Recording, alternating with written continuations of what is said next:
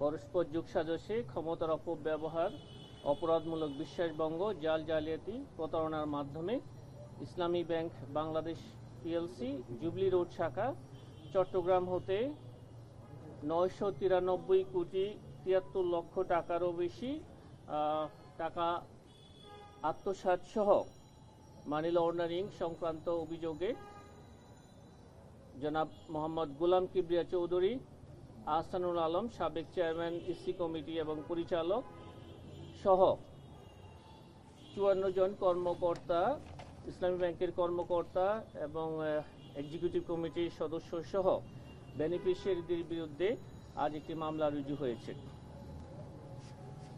উল্লেখ্য যে এখানে এস আলমের 2 পুত্র এবং তার 2 ভাই সহ 54 জন কর্মকর্তা কর্মচারী জড়িত রয়েছেন।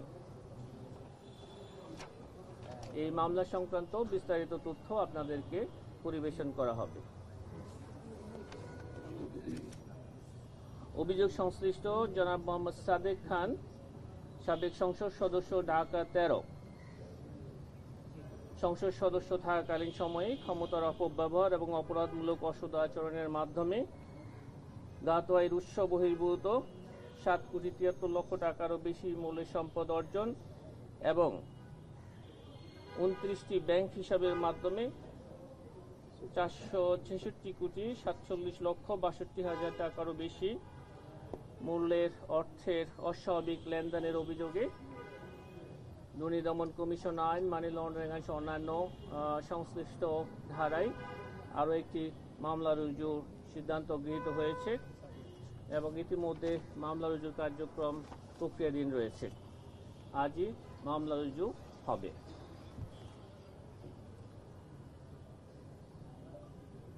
অভিযোগ সংশ্লিষ্ট মিসেস ফেরদৌসী খান,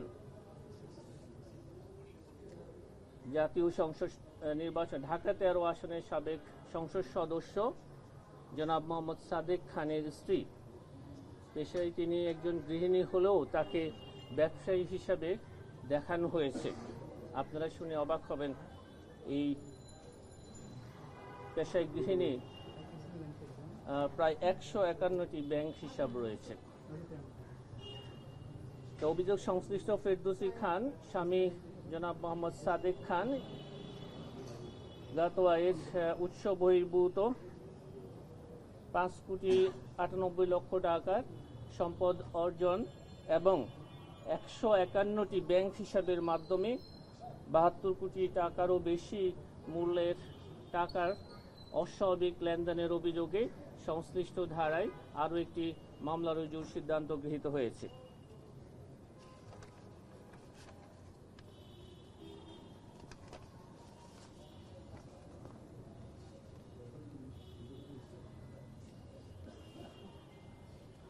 অভিযোগ সংশ্লিষ্ট ফাহিম সাদেক খান, পিতা মোহাম্মদ সাদেক খান সাবেক সংসদ সদস্য, ঢাকা 13 এবং জনাব সাদেক খানের বিরুদ্ধে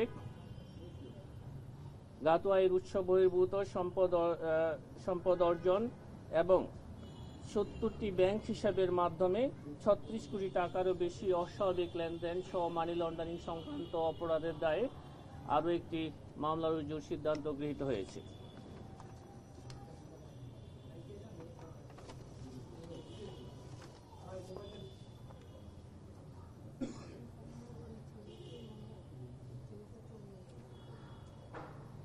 অভিযোগ সংশ্লিষ্ট জনাব ইকবালুর রহিম, সাবেক সংসদ সদস্য, দিনাজপুর 3।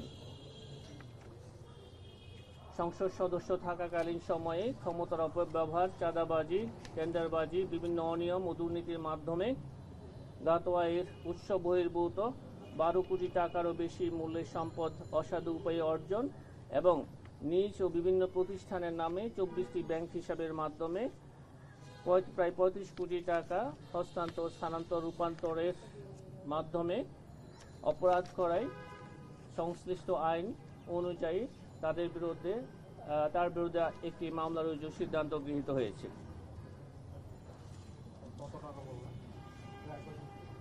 জনাব ইকবালুর রহিমের জ্ঞাত আয় বহির্ভূত সম্পদের পরিমাণ 12 কোটি টাকারও বেশি এবং 12টি ব্যাংকের 24টি হিসাবে অস্বাভাবিক লেনদেনের পরিমাণ 71 কোটি টাকারও বেশি।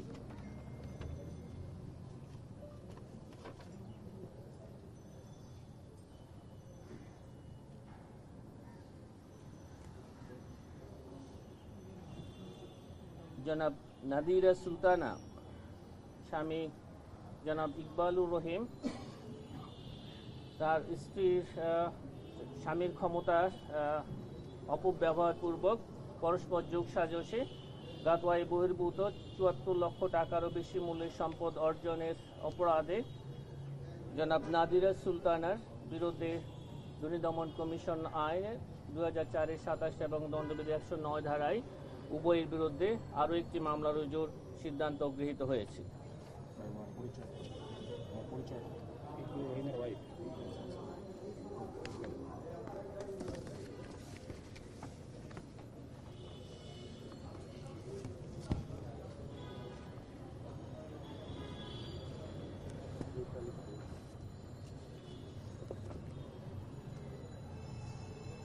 অভিযোগ সংশ্লিষ্ট মোহাম্মদ আব্দুল মান্নান পাটোয়ারি, C&F এজেন্ট, মালিক Euro Asia shipping line, messrs MA trading, galaxy resource limited ও মান্নান মুন্নি লিমিটেড কর্তৃক 5 কোটি 16 লক্ষ টাকারও বেশি গাতোয়ায় বহির্ভূত সম্পদ অর্জনের অভিযোগে দুর্নীতি দমন কমিশন আইনে 27-1 ধারায় এটি মামলা রুজু করা হয়েছে। এই আব্দুল মান্নান পাটোয়ারি হচ্ছেন শিক্ষামন্ত্রী মহিবুল হাসান চৌধুরীর সাথে সম্পৃক্ত ছিলেন।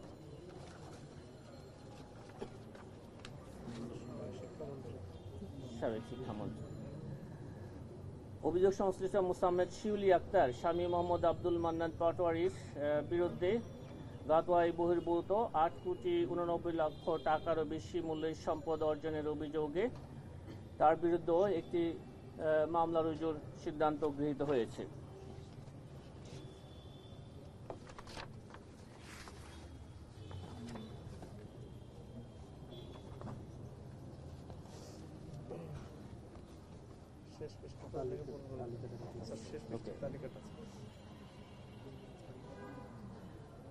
অভিযোগ সংশ্লিষ্ট অধ্যাপক প্রকৌশলী মোহাম্মদ হাবিবুর রহমান, সাবেক চেয়ারম্যান, ঢাকা পানি সরবরাহ ও নিষ্কাশন কর্তৃপক্ষ ওয়াসা, সাবেক ব্যবস্থাপনা পরিচালক তাকসিম আহমেদ খান, পানি সরবরাহ ও নিষ্কাশন কর্তৃপক্ষ ওয়াসা সহ 8 জনের বিরুদ্ধে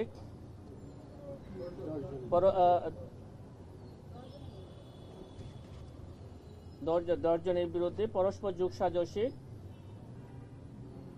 অসৎ উদ্দেশ্যে ব্যক্তি স্বার্থে আর্থিকভাবে লাভবান হওয়ার উদ্দেশ্যে ওয়াসার নিয়োগ সংক্রান্ত আইন ও প্রচলিত বিধিবিধান অনুসরণ না করে নিয়োগ প্রদানের অভিযোগে সাবেক ব্যবস্থাপনা পরিচালক তাসিম আহমেদ খান সহ অন্যান্যদের বিরুদ্ধে একটি মামলা রুজুর সিদ্ধান্ত গৃহীত হয়েছে। ইতিমধ্যে এই মামলাটি রুজু হয়েছে।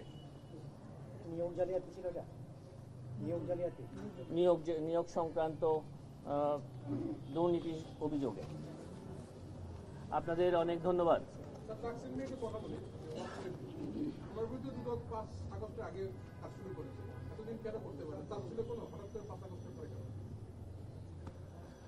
এইটা অনেকগুলো অভিযোগ আছে। একটা অভিযোগের অনুসন্ধান শেষ হওয়ার পরে এই মামলাটি রুজু করা হয়েছে। আরও মামলার কার্যক্রম প্রক্রিয়াধীন আছে। অনুসন্ধান শেষে আপনাদেরকে আগে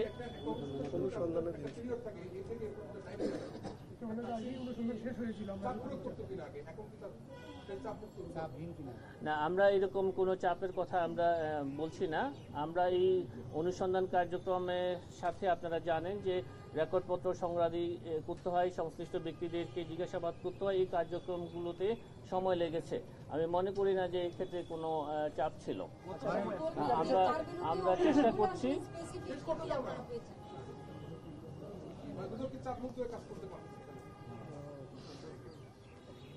দুদক চাপমুক্তভাবেই কাজ করে। দুদক নির্মোহ দৃষ্টিকোণ থেকে সব অভিযোগে বিশ্লেষণ করে। এখানে কোনো ব্যক্তি এখানে মুখ্য নয়, অপরাধটাই এখানে মুখ্য। একটা বিষয় বলি, সেটা হচ্ছে যে দুটো ছোট করে জানাবেন শেখ হাসিনার বিরুদ্ধে যে অনুসন্ধানটা চলছিল সেটা ঠিক কোন পর্যায়ে আছে, এটা একটু বলার এরপরে ছোট্ট একটা বিষয় জানা আছে।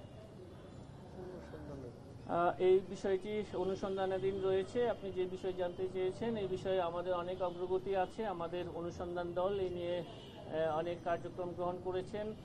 আমাদের হাতে পর্যাপ্ত তথ্য এসেছে যে বিষয়গুলো নিয়ে কাজ করেছে। বিশেষ করে রাজুকের পূর্বাচল প্রকল্পের ৬০ কাঠা বরাদ্দ সংক্রান্ত বিষয়ে আমরা আপনাদেরকে শীঘ্রই ভালো কিছু তথ্য দিতে পারবো। মামলার দিকে যেতে পারে, আপনারা যে এভিডেন্স পেয়েছেন এখন পর্যন্ত মামলার দিকে যেতে পারে কিনা, মামলা হতে পারে কিনা, এইটা এই বিষয়ে এখনই মন্তব্য করা ঠিক হবে না। এটা অনুসন্ধান দল প্রতিবেদন দাখিল করলে আমরা আপনাদেরকে শীঘ্রই আমরা আপনাদেরকে ভালো সংবাদ দিতে পারবো। আইনি ব্যবস্থা কিছু পেয়েছেন, সেটা কতটুকু মানে কনফিডেন্সিয়াল পেয়েছেন এরকম যদি? আমরা যে রেকর্ডপত্র পেয়েছি তাতে সুস্পষ্টভাবে ক্ষমতার অপব্যবহারের এখানে প্রমাণাদি রয়েছে। ধন্যবাদ। দুদকের সাবেক কমিশনার জহুরুল হক, ওনার বিরুদ্ধে জালিয়াতি করে ফ্লোর নিয়ে আরেকটা অভিযোগ ছিল, সেটা দুদক কি কাজ করছে? এটা অনুসন্ধানাধীন আছে এবং এটা অনুসন্ধান দল এই বিষয়ে কার্যক্রম গ্রহণ করছে। ধন্যবাদ। লাস্ট একটা প্রশ্ন, সেটা হলো আপনার সব আপনারা সম্পদে অনেক মামলা করছেন, সব অনেক অধিকাংশ মামলায় দেখে অবৈধ সম্পদ অর্জনের অভিযোগের মামলা এবং গোপন সম্পদ তথ্য গোপন। কিন্তু আমরা জানি বিগত 15-16 বছর বা তারও আগে যাই বলি না কেন যে প্রাতিষ্ঠানিক দুর্নীতি হয়েছে ব্যাপকভাবে, হাজার হাজার লাখ লাখ কোটি টাকা বলি আমরা। সেই বিষয়ে আমরা কোনো মামলা বা দেখতেছি না, আইনি পদক্ষেপ। আপনাদেরকে একটু ধৈর্য ধরতে হবে। আপনারা প্রাথমিকভাবে যে অভিযোগগুলো আমাদের কাছে এসেছে সবগুলোই প্রতারণা, জালিয়াতি, ক্ষমতার অপব্যবহার করে সম্পদ অর্জন সংক্রান্ত অভিযোগের বেশি ছিল এবং ধারাবাহিকভাবে সেই কার্যক্রমগুলো হচ্ছে। এবং আপনি যে বিষয় জানতে চেয়েছেন সেই বিষয়েও আপনারা এই শীঘ্রই আরো কিছু ফলাফল পাবেন। আপনাদেরকে অনেক ধন্যবাদ।